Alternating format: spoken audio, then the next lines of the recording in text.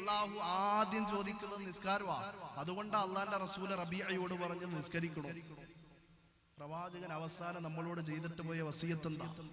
ലോകത്തിന്റെ നായകൻ ഈ ലോകത്തോട് വിട പറയാൻ സമയത്ത് അസ്റഫുൽ ഖൽഖിൻ വഫാത്തിൻ്റെ നേരത്ത് അർളും സമാവാത്തും പൊട്ടിക്കരഞ്ഞല്ലോ. ആരംഭപ്പൂവിൻ്റെ ഹാലും കണ്ട് ആലും സ്വഹാബത്തും ദുഃഖിച്ചിരിപ്പല്ലോ.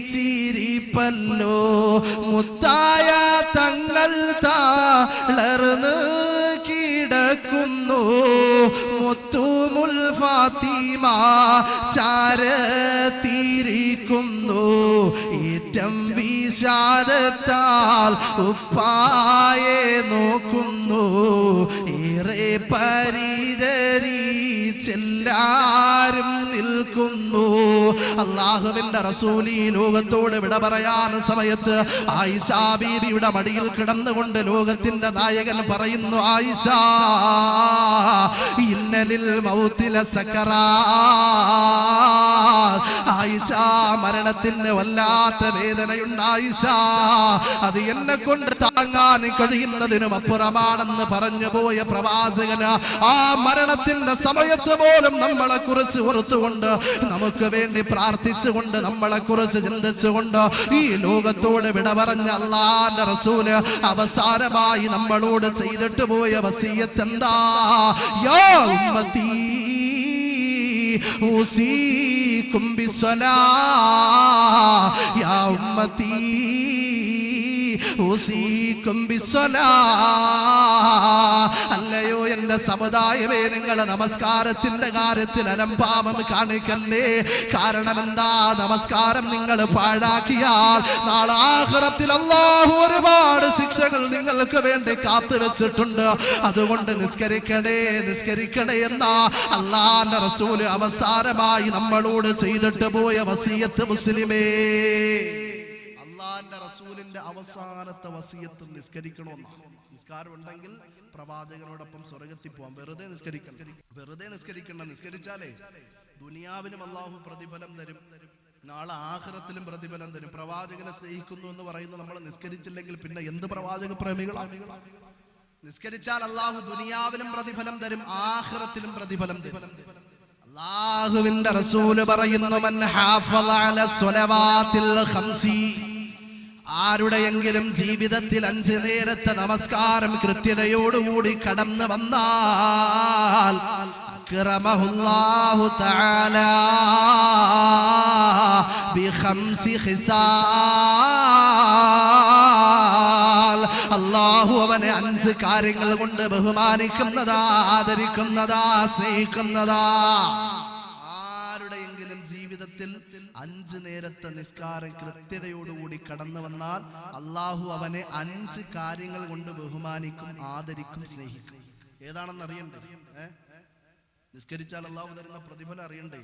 നമ്മൾ ഇശ നിസ്കരിച്ചവരാ, മഗ്രിബ് നിസ്കരിച്ചവരാ, അസർ നിസ്കരിച്ചവരാ, ളുഹർ നിസ്കരിച്ചവരാ. ഈ നിസ്കാരം നമ്മൾ നിലനിർത്തുമ്പോൾ അല്ലാഹു തരുന്ന പ്രതിഫലം എന്തെന്ന് കൂടി നമ്മൾ അറിയണം. ആഖിറത്തിൽ മാത്രമല്ല, ദുനിയാവിലും അല്ലാഹു തരും പ്രതിഫലം.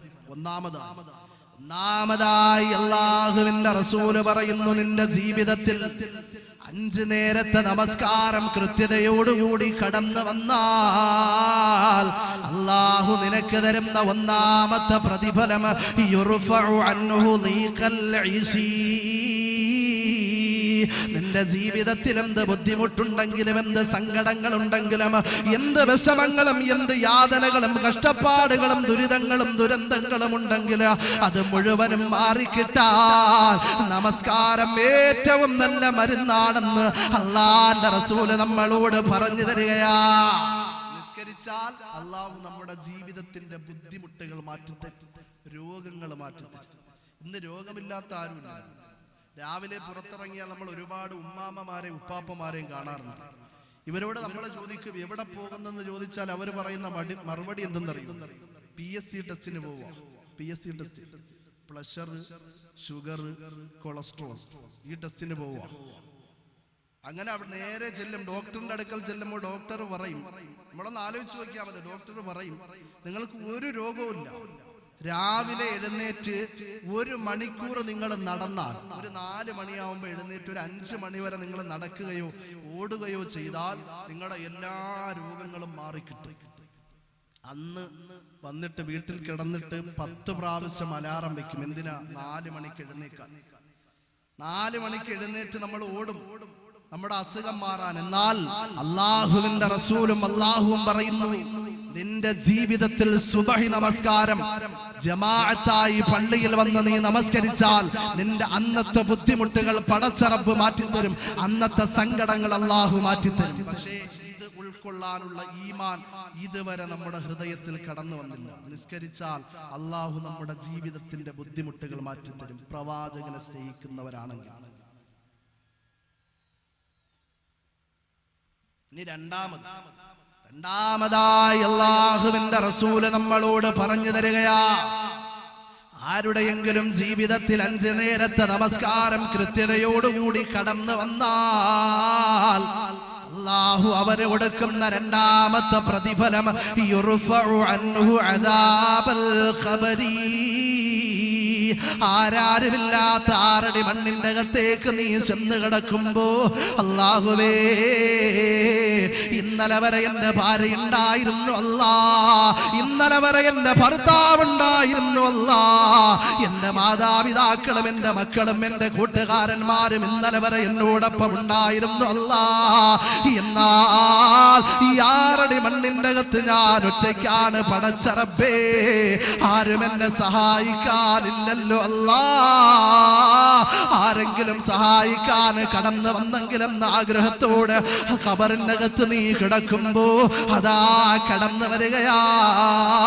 നീ ദുനിയാവിൽ ചെയ്തു കൂട്ടിയ നമസ്കാരങ്ങൾ കടന്നു വന്നുകൊണ്ട് നിന്നോട് പറയുന്നു, വിഷമിക്കണ്ട, സങ്കടപ്പെടണ്ട, ദുഃഖിക്കണ്ട, നിന്നെ സഹായിക്കാൻ ഞാനുണ്ടെന്ന് പറഞ്ഞുകൊണ്ട് ഖബറിന്റെ അകത്ത് നമസ്കാരങ്ങൾ കടന്നു വന്നുകൊണ്ട് നിന്റെ ശിക്ഷകൾ ലഘൂകരിക്കുമെന്ന് ലോകത്തിന്റെ നായകൻ നബി മുഹമ്മദ് മുസ്തഫ സല്ലല്ലാഹു അലൈഹി വസല്ലമ തങ്ങൾ പറയുന്ന രണ്ടാമത്തെ പ്രതിഫലം യുർഫഉ അൻഹു അദാബൽ ഖബരി. ഖബറിന്റെ ശിക്ഷകൾ അല്ലാഹു ലഘൂകരിച്ചു തരും. എന്റെ പ്രിയമുള്ളവരെ, നമ്മൾ ഖബർ കാണുമ്പോൾ എന്ത് പറയാൻ അള്ളാന്റെ റസൂല് പഠിപ്പിച്ച്? എന്ത് പറയാനാ? എന്ത് പറയണം? ഗുഡ് ബൈ എന്ന് പറയുന്നു. എന്ത് പറയാനാ പഠിപ്പിച്ച്? അസ്സലാമു അലൈക്കും യാ ദാറ ഖൗമിൽ മുഅ്മിനീൻ വ ഇന്നാ ഇൻഷാ അല്ലാഹു ബിക്കും ലാഹിഖൂൻ. ഇതിന്റെ അർത്ഥം എന്തെന്ന്? വ ഇന്നാ ഇൻഷാ അല്ലാഹു ബിക്കും ലാഹിഖൂൻ. അല്ലാഹു ഉദ്ദേശിച്ചാൽ എത്രയും പെട്ടെന്ന് ഞങ്ങളും നിങ്ങളോടൊപ്പം വന്ന് ചേരുന്നുണ്ട്. ഇതാണ് നമ്മൾ ഖബറിനെ നോക്കിയിട്ട് പറയുന്നത്.